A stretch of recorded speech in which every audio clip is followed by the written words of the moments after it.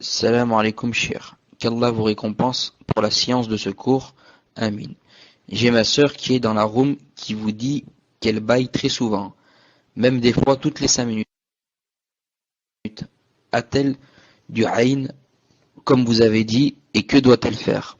Aussi Shir, elle a 18 ans, fait la salate, mais ne met pas le hijab, s'habille comme les filles de France et préfère aller à l'école que de se voiler. Faites-lui nasiha, Inch'Allah. Amin. Wa alaykoum salam wa rahmatullah wa barakatuh.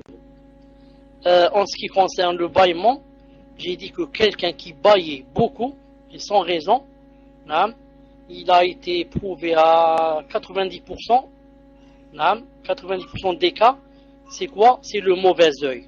C'est le mauvais œil. C'est pour ça que la personne qui sait que c'est l'autre personne qui l'a frappé d'un mauvais œil, elle doit lui demander de faire des ablutions. Ensuite, elle se lave, comme vous savez, avec ses ablutions.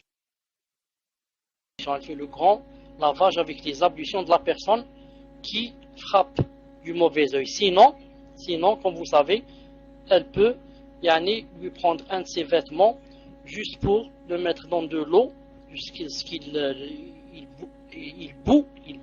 bouillir. Ensuite, elle se lave avec cette chose. Mais bien sûr, elle lui rend son vêtement, car en islam, on ne vole pas. Ça, c'est quand on connaît la personne. Mais si on connaît la personne, si on ne connaît pas la personne à point, on doit faire quoi? On doit faire une petite ruqya. Si on se la fait à soi-même, sinon on peut mettre comme ça des cassettes devant soi de Coran et d'écouter beaucoup, surtout le Baqara.